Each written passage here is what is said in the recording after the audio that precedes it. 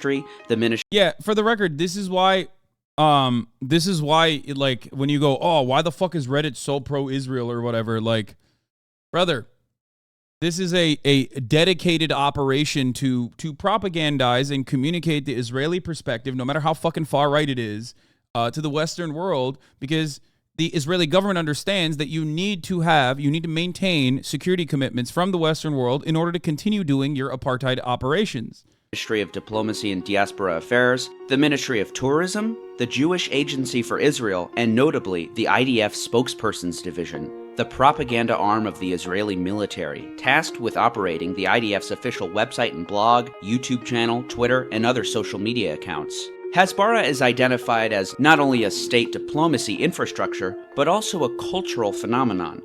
Nicholas Lehman of the Columbia Journalism School once described the propensity of so-called people of the book for disputations over text. Indeed, Hasbara appears to be distinctly steeped in religious fundamentalism. Just take the current head of the Israeli Hasbara apparatus, Public Diplomacy Minister Distal Atbarian, whose plans for the future include denying that an Israeli occupation exists and that the Bible is the Jewish people's deed to the land. Other responsibilities as Hasbara minister will doubtless include overseeing Hasbara operations, the purpose of which being to facilitate the synchronization of Israel's narratives, especially during wartime. For this reason, official military communiques have earned the ire of even seasoned Israeli journalists. The state authorities have acquired for themselves a shady reputation when it comes to their credibility. And it's not only journalists, by man, look at these anti-Semites, dude. You know what I'm saying? Look at the anti-Semitic newspaper of record, Haaretz, and all the anti-Semitic Jewish people that are like, hey, these operations are seeped in misinformation, and it is going to inevitably erode the confidence that the Western world has in the Israeli government, especially as it maintains gruesome conditions of apartheid. By the way, but also the IDF's very own Major General Yitzhak Brick, who complained that the military suffered from a, quote, culture of lying. In a stunning expose, Brick described within the IDF a culture of lies, whitewashing, squaring circles, concealing information, and coordinating testimonies of those involved before military police investigations begin. After Hamas was elected to power in Gaza in 2007, the US government sought to stage a coup with the full backing of Israel. They failed. After which, Egypt brokered a ceasefire, which Israel violated in November of 2008 by staging a cross-border raid, which killed 6 Hamas officials. Despite breaking the ceasefire, Israel formally justified the attack by saying it was in self-defense against rocket attacks. In the air campaign that ensued, part of the IDF's so-called Operation Cast Lead, 3,000 sorties dropped over 1,000 tons of explosives. And, despite Israeli denials, among the weapons were cluster munitions and incendiary white phosphorus bombs. Mark Garlasco, former chief of high-value targeting at the Pentagon, who later worked with Human Rights Watch, would describe his frustration when investigating Israeli forces. They said in Lebanon they did not use cluster bombs. We found 4 million. They evade answering that they use phosphorus, and we stand there every day watching. How can... Yeah, this is like... I mean, this is a classic. I mean, they did this in the last sortie. They did this literally in the exact same way the Israeli government said, white phosphorus, we'd never do that. And then the Human Rights Watch was like, no, you did do that, actually. And we just kind of moved on, by the way. That was another brief moment of contention, and we just moved on. Doesn't it seem odd to you that every single time Israel is met with facts from third-party investigators, they just kind of say, no, that's not true, and then the media immediately reports on it as though it's not true, or avoids reporting on the third-party non-government organizations and their reports on it? Israel keeps violating international law, and then we just kind of move along. We move along, and we're like, whatever. Anyone trust the Israeli military? And though official Israeli statements were replete with falsehoods, a culmination of the Hasbara apparatus, the State of Israel employed other covert means to push their narrative. In Operation Cast Lead, we turned to Jewish communities abroad, and with their help, we recruited several thousand volunteers, said Ilan Stulman, who is Deputy Director of the Information Department at the Ministry of Foreign Affairs, a key fixture of the Hasbara infrastructure. In an interview with the Kalkalist paper, Stulman answered questions about a new professional team of comment writers who will flood websites around the world with pro-Israeli messages, and who will participate in discussions about Israel on blogs around the world, and on websites such as Facebook, Twitter, and YouTube. Twitter, in particular, would receive, quote, round-the-clock activity. In a pattern that would be repeated in the future, the ministry would recruit educated young people who speak foreign languages and use social media. Our people won't say, hello, I'm from the Ministry of Foreign Affairs, nor will they necessarily identify themselves as Israelis.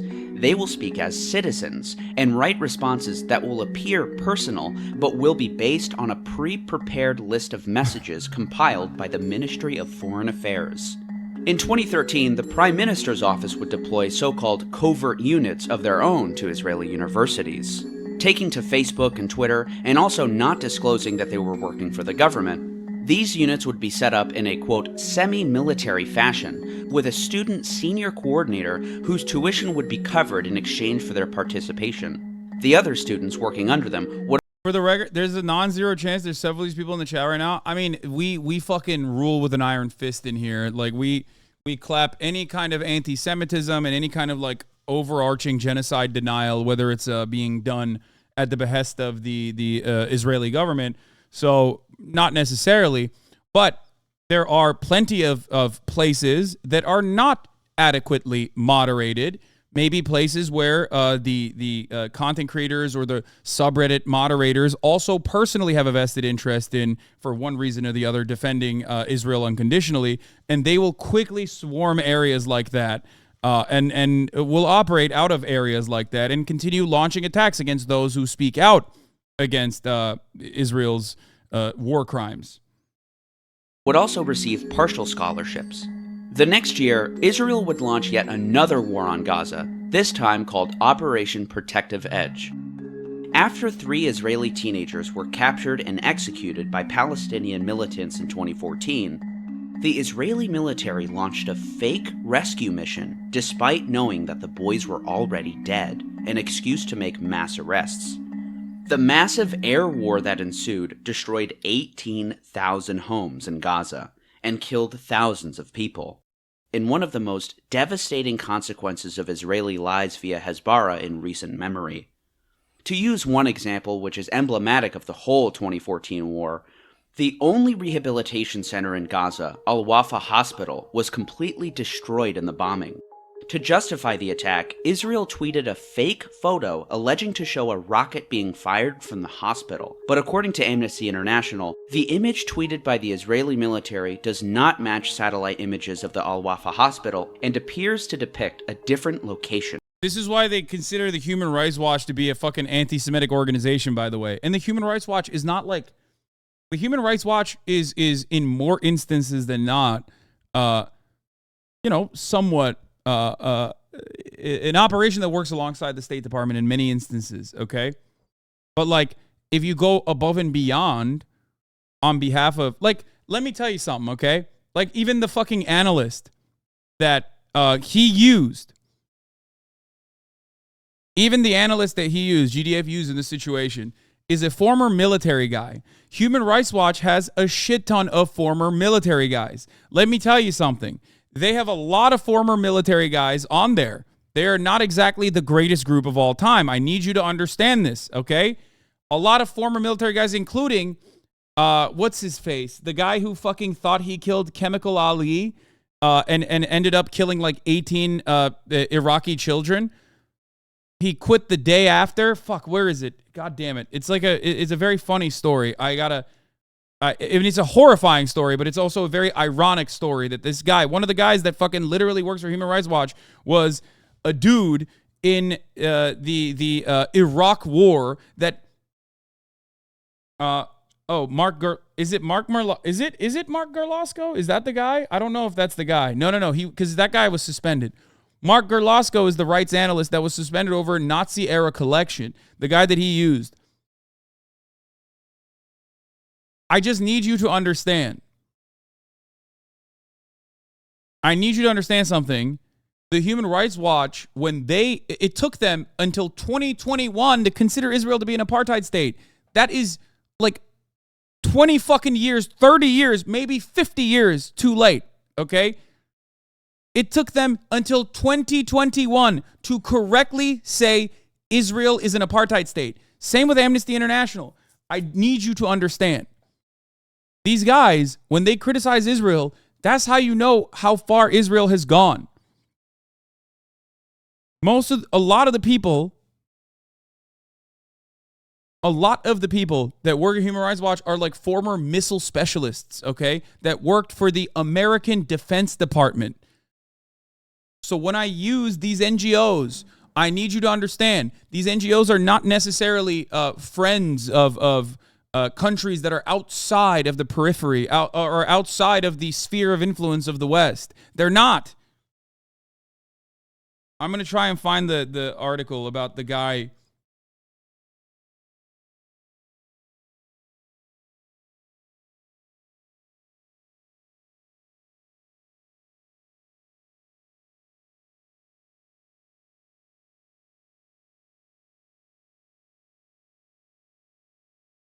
I can't find it. God damn it.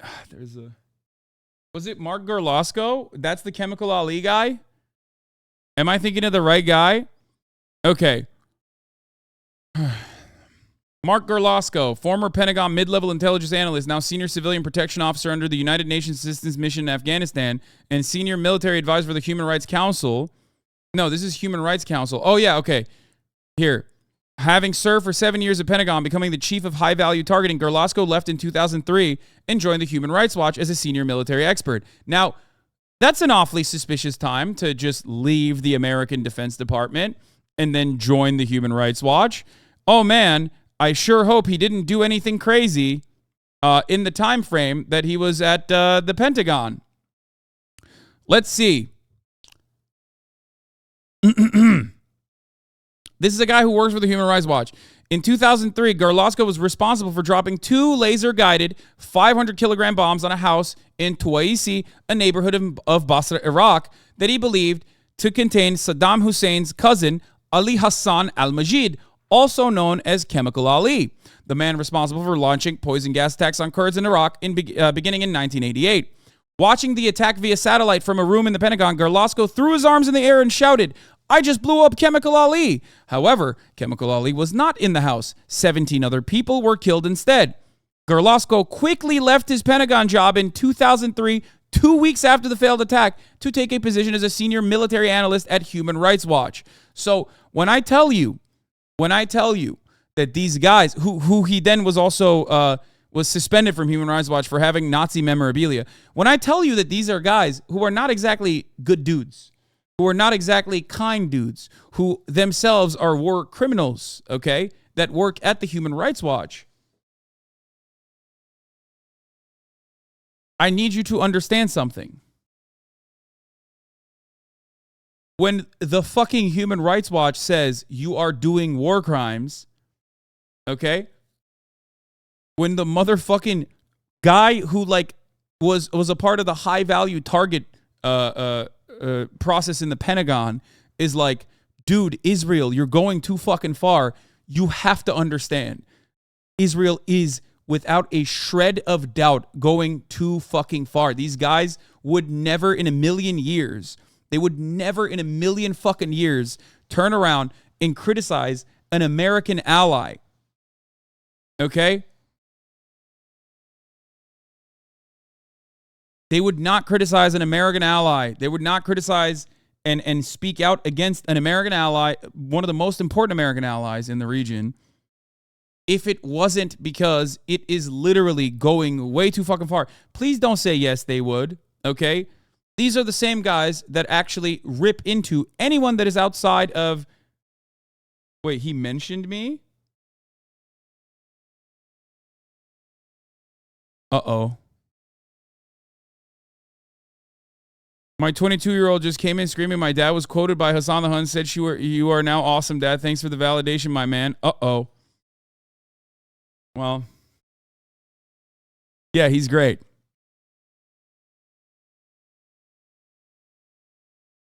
To Mark's 22-year-old daughter, I love your dad. I'm sorry. Anyway, at the top of the hour, there's a 3-minute ad break. Let's just move on from that. Let's just move on from that completely and entirely. Why did you show me that? God damn it. I fucking hate that there's so many people that... okay. Anyway, my point is this. My point is this. Fuck!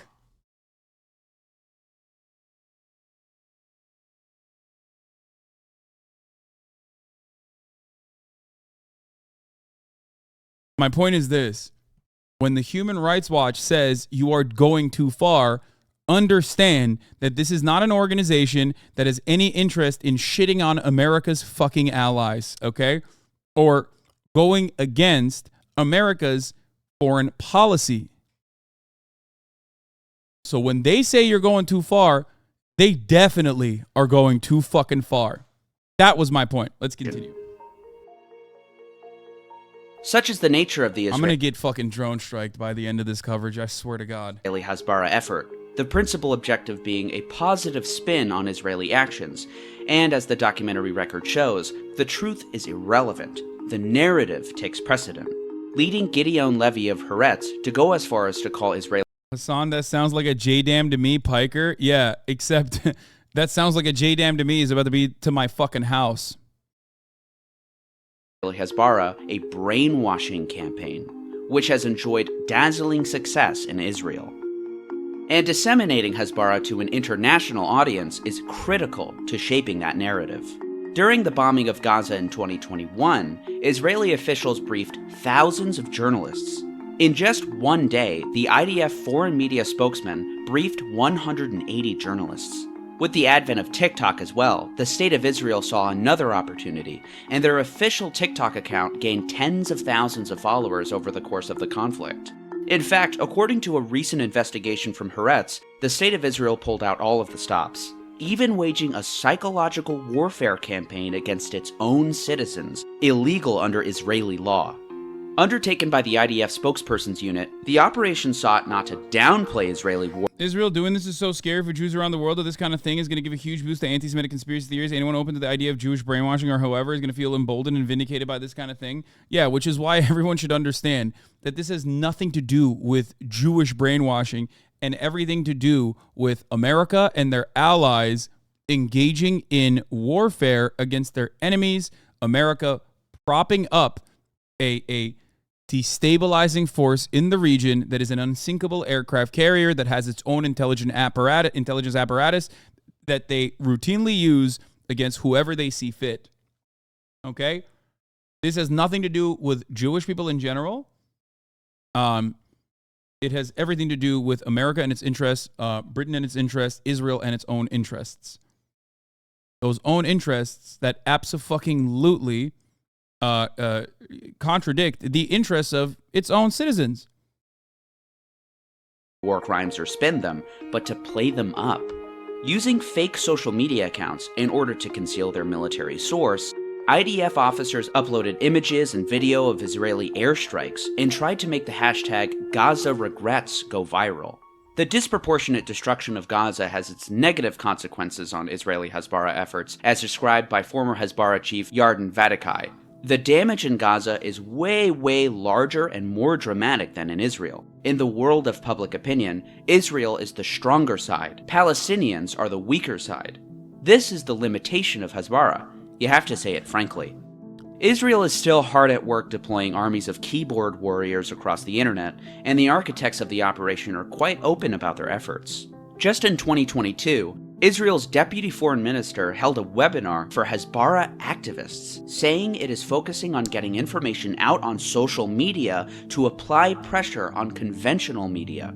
The so-called online briefing was attended by about 100 participants, including activists and social media influencers. The deputy foreign minister, who at the time was Mr. Idan Roll, spoke very candidly to them about their important role in shaping public perceptions of Israeli military operations, saying that one of the biggest challenges is to fulfill as many operational goals as possible and as quickly as possible before international political pressure requires the country to halt its campaign. This determines how much breathing space the world gives us to continue hitting our targets, he said. Yeah. That's the most important part of this, is that, like, Western opinions of Israel's acts are incredibly important, because if they lose the propaganda war, if they lose the unconditional support of the West, then they lose $4 billion, for example.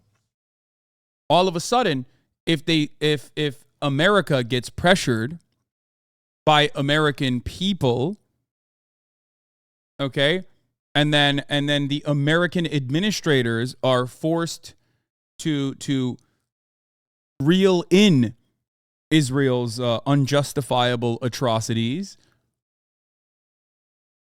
you are going to start seeing real, not just like UN Security Council condemnations that get vetoed by the United States, but real on the ground differences in the way that Israel is allowed to operate. That's it.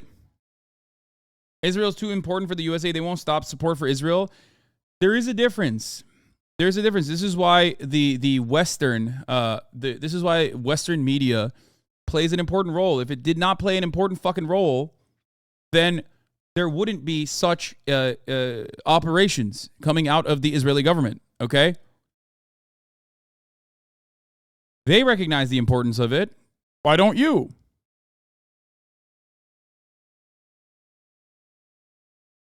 If it wasn't genuinely important to make sure that any kind of dissent against Israel and its war crimes needs to be shut down immediately, there wouldn't be operations such as the Canary Mission, right? That literally doxes anyone and everyone that is critical of Israel and calls them vicious anti-Semites. There wouldn't be such there wouldn't be an entire division of English-speaking spokespeople that you see on Western media every fucking day.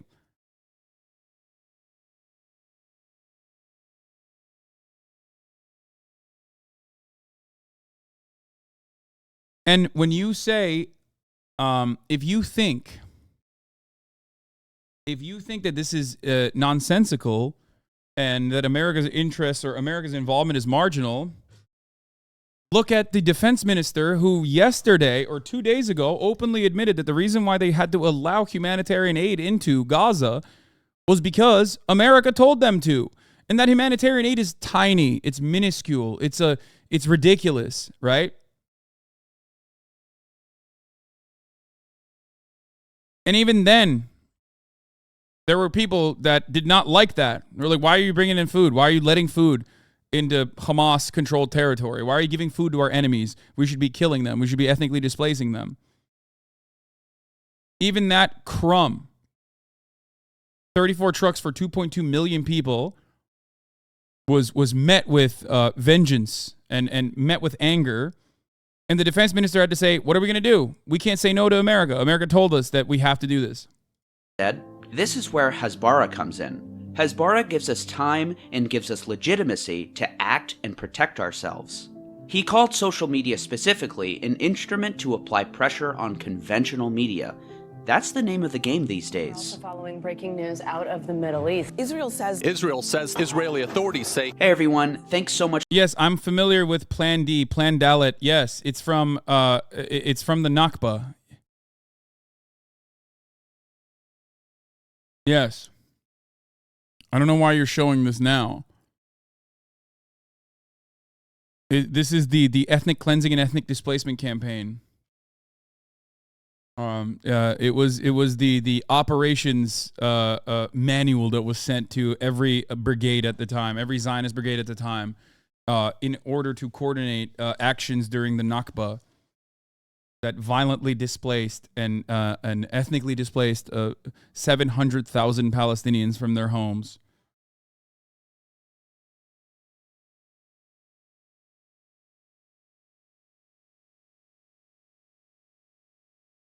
I think the craziest or most ironic message they have is that the media is not in their favor when the reality is 70% of the media favoring the Israeli point of view.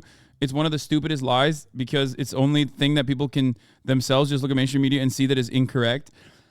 Yes, I think that I stress the point of arrogance a lot. I do think that the Israeli government is very arrogant in the way that they conduct their propaganda operations, where they take for granted the unconditional support that people give to the Israeli government in the Western world. And oftentimes will find themselves yelling at fucking Gigi Hadid, or while they're literally conducting an ethnic cleansing campaign in Gaza, the Israeli government will go out and tweet like a fucking 16-year-old on Tumblr about your silence is violence, sweaty, at fucking Gigi Hadid while they're killing children. Okay? Oh, you haven't sufficiently condemned Hamas today, Gigi Hadid. Really fucked up, right? And it's fucking insane. I'll give you some examples of this arrogance, okay? One example I saw was in Indian television, as a matter of fact. A woman was wearing a sari.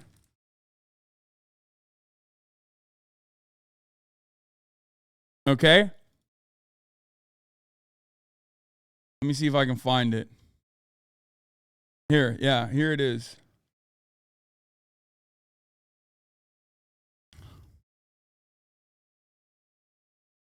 And I can see the colors that you are wearing this evening, and that's why I am purposely wearing blue and white.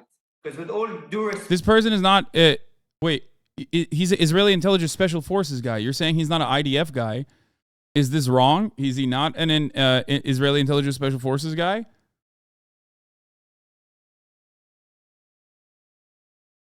Respect to the green, the red, and the black that you have purposely put on this evening, blue and white will always prevail.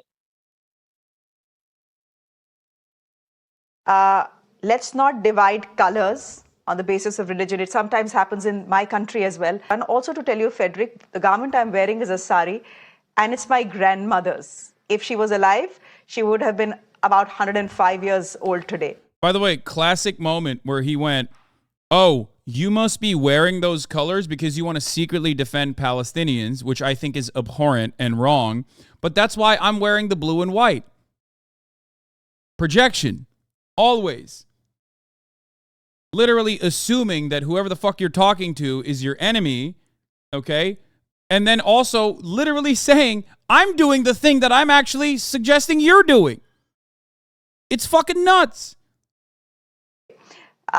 She didn't know what his Israel-Hamas conflict was, and this sari in no way signifies any support for any side. What has happened in Gaza, the bombing of the hospital, 5 people dead, is simply criminal. What I'm wearing right now is simply my grandmother's sari. It signifies nothing else. Beautiful. We'll leave it there for the moment. Thank you very much. Frederick? Save it for a different occasion. Frederick, no, Frederick, I will not let you choose what I wear, and I will not let you choose what I say. I will say what I have to say, and I will speak the truth the way I see it. Truth of. It's like insane. It's an insane way to operate. Like it is paranoid. It's delusional, but it's also most importantly arrogant. Like you're going on a broadcast. You are so used to just like getting unconditional support that you you assume that like anyone that's even wearing these colors is probably secretly in support of Palestinian emancipation or some shit. It's insane.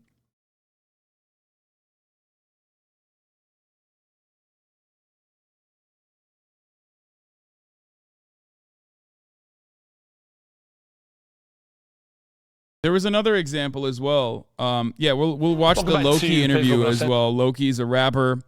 He has been an important voice in Palestinian emancipation. We'll talk about that. He went on Piers Morgan, of course, is another person that went on Piers Morgan. Yeah, they yelled at Alicia Keys and said Alicia Keys was like tweeting about how, or not tweeting, but wrote an Instagram post about like considering paragliding. Apparently, she lives like near a famous paragliding area, and she had the what do you call it? She had the fucking indecency of talking about paragliding. And literally, the Israeli account was like blasting her, saying that she must be secretly defending Hamas.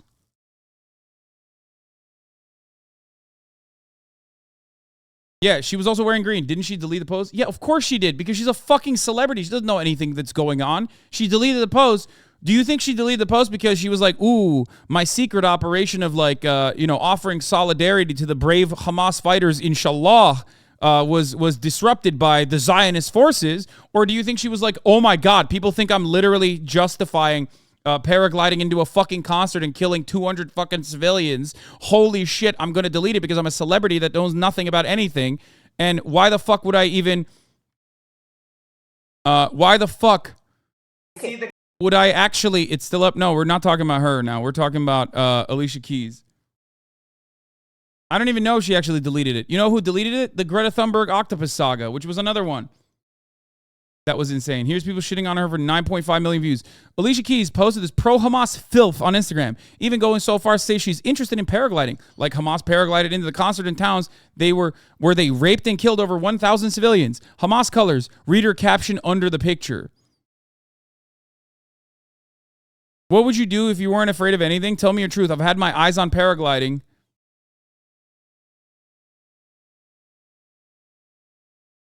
She deleted it less than 10 minutes ago, but the internet is forever. She knows what she did. Disgusting. Update. Keys apparently posted this response on her Instagram stories and reels. Interestingly, she didn't use the word Israel, Hamas, terrorism, civilians, Jewish, or anti-Semitism at all. If she stands firmly against anti-Semitic Hamas terrorism against Jewish and Israeli civilians, she sure chose a vague, generic, and non-specific way of saying so. Dude, this is insane. You are a fucking schizophrenic psychopath, okay? You are literally out of your fucking mind. I'm sorry, this is insane. And the arrogance and the audacity of behaving like this is absolutely going to inevitably have a secondary impact. It is going to cause people to go, okay, you're fucking insane. Yeah, I mean, here, this is another one. Women slam selfish paragliders who made her think Hamas were invading Doncaster. However you fucking say it. Like, this kind of stuff is crazy.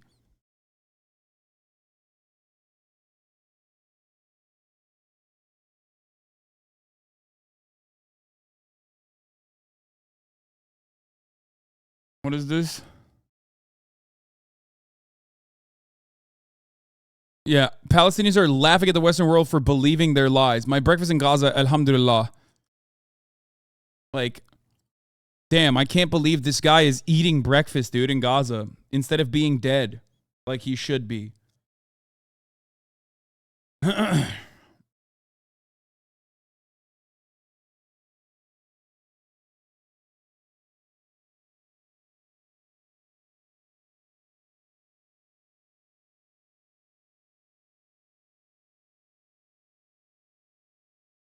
Who was that person who got mad at a free parking sign? E. Fartlow? Yeah, E. Fartlow being like, oh, the Jews are tired. I saw a fucking sign that said free parking, and I thought it said free Palestine.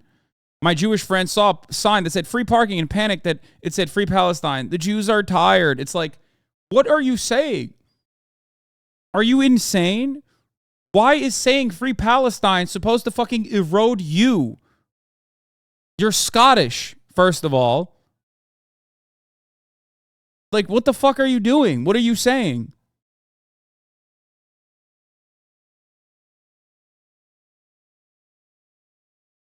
Be normal.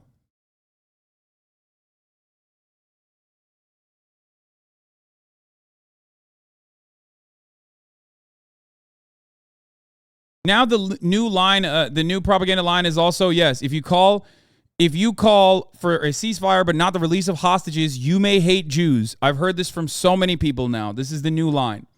Because everyone is calling for a ceasefire, but apparently no one wants the hostages to be released. Except the reality is that this is not even the fucking Israeli government's position. The Israeli government considers the hostage release process to be tampering with the bombing process that they are more interested in.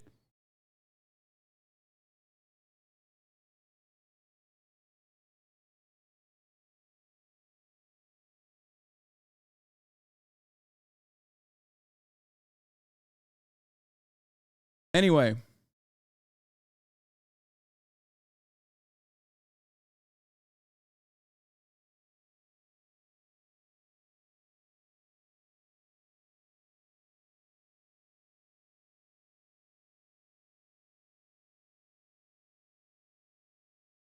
There are so many billboards in Phoenix with Israeli messaging. Most recent one is about the hostages. Yeah.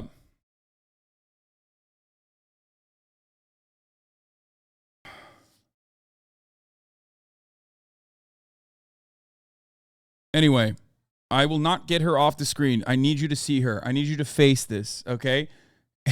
There is the reality is that the arrogance and the expectation that everyone will unequivocally side with every single war crime that Israel engages with has created an air of arrogance and paranoia partnered with said arrogance that is tampering the Hasbara efforts. Okay? It is. It creates this whiplash where people go, what the fuck are you saying? Like when they yelled at Greta Thunberg for having the autism comfort octopus by her side and claiming that this was actually a kraken, an anti-Semitic symbol. That's insane.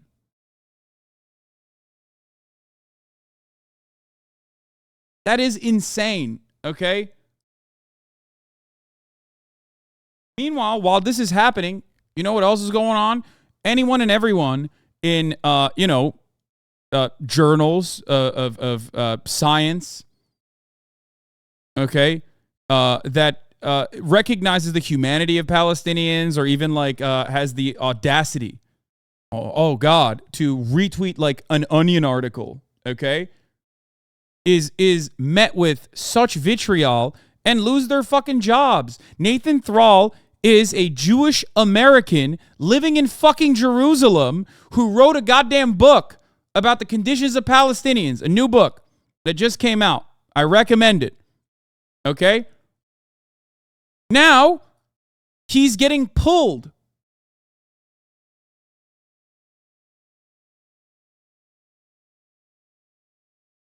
It's fucking nuts. And all of these people, A Day in the Life of Abed Salama. Okay? This is the book that Nathan Thrall wrote.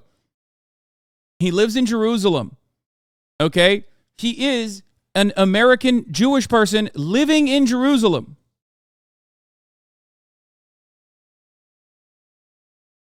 He wrote this book that recently came out. Okay? Here, BBC America have cooperating pulling ads around Nathan Thrall's compassionate book, Humanizing Palestinians. Ads for my book were pulled from NPR and BBC. I told Guardian I'm quite sure that a book advocating for Israel would not have had its advertisements pulled. There's an atmosphere that is wholly intolerant of any expression of sympathy for Palestinians under occupation. How insane? How crazy, guys? How fucking insane is that? I mean, think about that.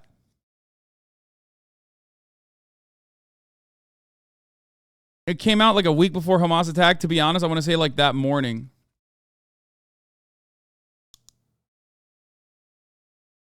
These are Jewish voices. There is no better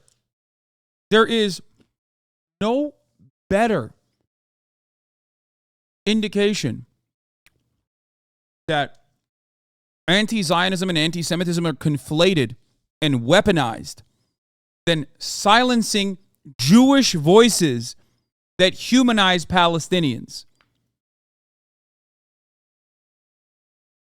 Same thing happened to Bernie Sanders in Germany, who also is, as you guys know, another Jewish American. And Bernie Sanders' approach to this last bout, to this last siege, has been far from great. And even then, German officials German officials that had invited him on his book tour to speak went back on their prior arrangements. German Christians, okay? Not German Jews, German Christian officials in the Social Democratic Party. Like, who the fuck are you? Are you out of your fucking mind?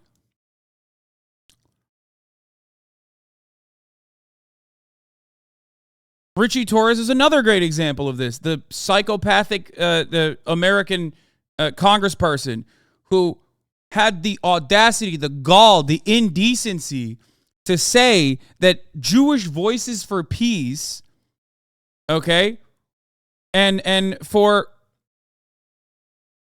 well, she phrased it as a question: how many more Palestinians would make you happy if they died? Yeah, it's ridiculous that this guy is literally personally losing his fucking mind at American Jews protesting the occupation, saying that this is actually anti-Semitic. His top donor is AIPAC, yes. Like, but who the fuck are you? You know what I mean? Who the fuck do you think you are, you son of a bitch? How dare you? The audacity, the fucking gall to turn around and shit on American Jews protesting against the apartheid, protesting against the occupation. Who the fuck do you think you are, you son of a bitch? Get the fuck out of here, you fucking piece of shit, you monster. Hasan, Türk değilsin, intihar et. Okay. Eyvallah kardeş. Hemen intihar ediyorum abi. Yakaladın beni. Hem Türk değilim hem de intihar etmeliyim. Sen söyledin diye. Arkadaş, Türksen, Türkiye'de yaşıyorsan bir bak bakayım dolar kaç para. Git bir kendi başbakanına bağır. Okay? Ekmek arası döner olmuş 60 lira. Hala kendi götündeki yarrağı görmek yerine bana gelip bana bağırıyorsun, intihar et diyorsun gerizekalı. İnanamıyorum. İnanamıyorum.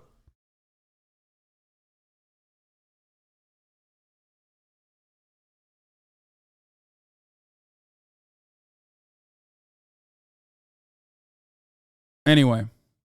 Ne diyorsun Hasan? 60 TL ne yiyorsun amına koyayım? Ne kadar abi döner şu anda?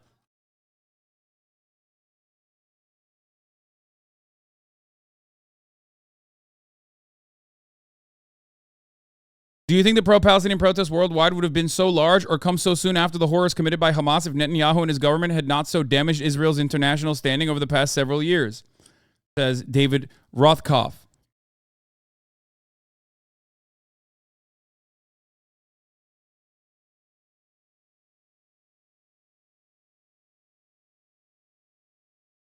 Daha fazla. Oha, 90 lira, 60 lira kedi eti döner. I said a doner sandwich is 60 liras. And Turk said, what do you mean 60 liras? That must be cat meat. Apparently now, this sandwich that was 5 liras when I lived in Turkey, okay, 10 fucking years ago, or more than 10 years ago, 15 years ago at this point, okay, 15, 16 years ago, is now 130 liras for a cheap one. The level of hyperinflation in Turkey is out of control. And yet there are still Turks in this chat that spend time, that take time out of their day to come in and yell at me and tell me to commit suicide. That is crazy. I am not your enemy, okay? I did not make döner 130 liras.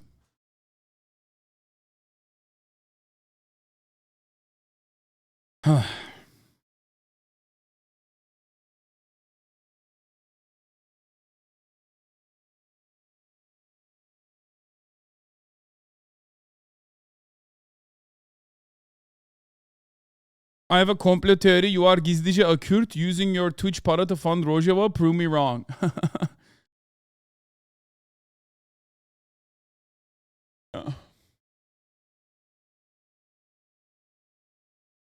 Ya, yakaladın. Geri zekalı. Gizli Kürt dedi abi herif.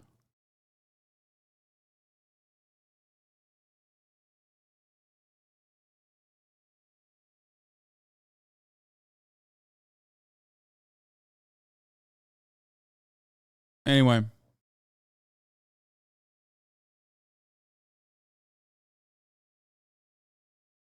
Where were we?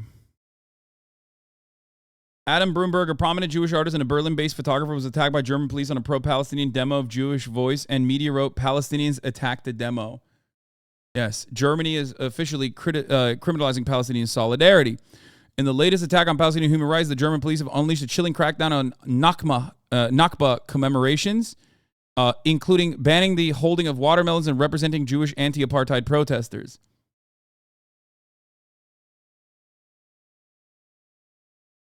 Good stuff.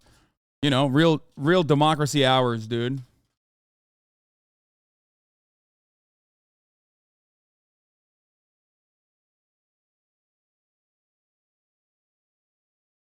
Do you think we are on the verge of World War III? I hope not.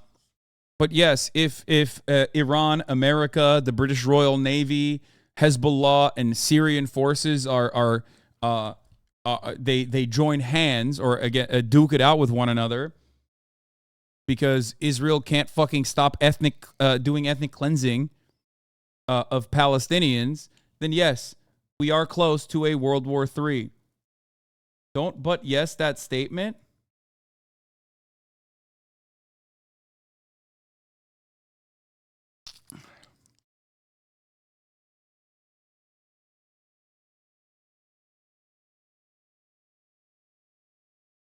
And no, China didn't just send 6 battleships into the Middle East. And also, China would not join forces against Israel. Some of you have no fucking clue about China's incredibly important trade partnership with Israel.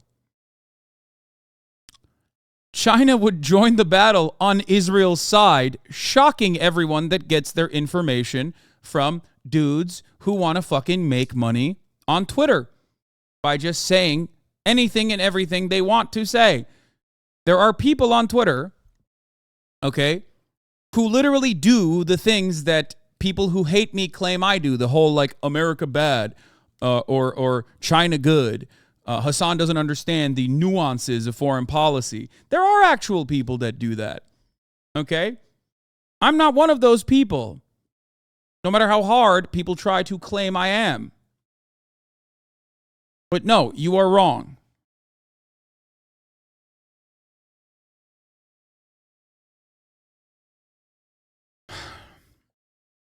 The Chinese people demonstrating sympathy for Palestinians is very different than the Chinese government.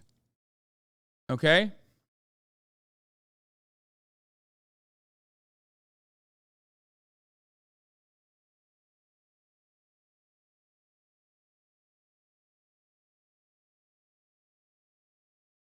What about Russia? Do they like Israel? Russia also has a decent relationship behind the scenes with Israel, even though they fucking claim that they currently are very critical of Israel, and Ukraine is very much in support of Israel. Both Russia and Ukraine and Turkey have really important trade relationships with Israel. Anyone who tries to claim otherwise is wrong. Turkey and Russia might have different interests in becoming regional powers in what they see is a new multipolar world. And they might want to be the people who end up controlling the table of negotiation. They might have that interest, but ultimately it does not matter. The only country that doesn't have decent relations with Israel, secretly or otherwise, is Iran. Okay? Guys, the Turkish government, and I used to say this all the time, for those of you who don't know, there was a massacre called Mavi Marmara, okay? Mavi Marmara was the name of a civilian ship that burst through the Israeli blockade by water to bring in humanitarian supplies into Gaza, okay? To bring in humanitarian supplies into Gaza. Israeli commandos in the Freedom Flotilla, yes, Israeli commandos went in by helicopter and dropped into the humanitarian ship and ruthlessly slaughtered every single Turkish person on the ship. Okay? They butchered them with machine guns. And then they did the classic IDF thing where they turned around and said, whoa, these guys had a lot of weapons on. They did not. It was a lie. They did not have any weapons on the ship whatsoever. As a matter of fact, they showed the weapons that they had on the ship. It was knives, you know, to cut food with. Okay? They showed a sling and knives as the proof of weapons. Kitchen knives as the proof of weapons on this humanitarian ship that they fucking ruthlessly slaughtered. Okay? At the time, Recep Tayyip Erdogan was very critical of Israel. He said, oh, wow, how dare you do this? How dare you do this? Okay? How dare you do this, Israel? The famous 1 minute moment happened. I think it was at the Davos or G10 or one of those fucking dumbass summits. Okay? Humanitarian aid ship had a gun? No, it didn't. What are you doing? No, it didn't. Passenger on the ship actively attempted to thwart a landing on the ship by Israeli commandos. In the violent clash that followed, 9 activists were killed, according to the UN report, and a 10th died 4 years later of his wounds. Several dozen activists were claimed to be injured, some seriously. Israel claimed 10 of its soldiers were injured, 1 seriously, which was a lie. The UN report stated that knives on the ship's kitchens, plus 1 ceremonial knife, some catapults, slingshots, catapults, and metal pipes that the passengers cut from the ship's railings were found. Turkey unveiled its final report on the Israeli attack on the Gaza-bound aid convoy on February 11, 2011. The Israeli government appointed the Turkey Commission, unveiled its final report in January 2011, and found both the blockade and the force used by the Israeli soldiers to be legal. Wow, that's shocking. That's so crazy. Israel investigated itself, and guess what they found? Here, I'll show you the fucking proof that they showed as to why it was totally legally permissible. That's why, chat. This is why they launched commandos out of a fucking attack helicopter and ruthlessly slaughtered humanitarian aid workers, dude.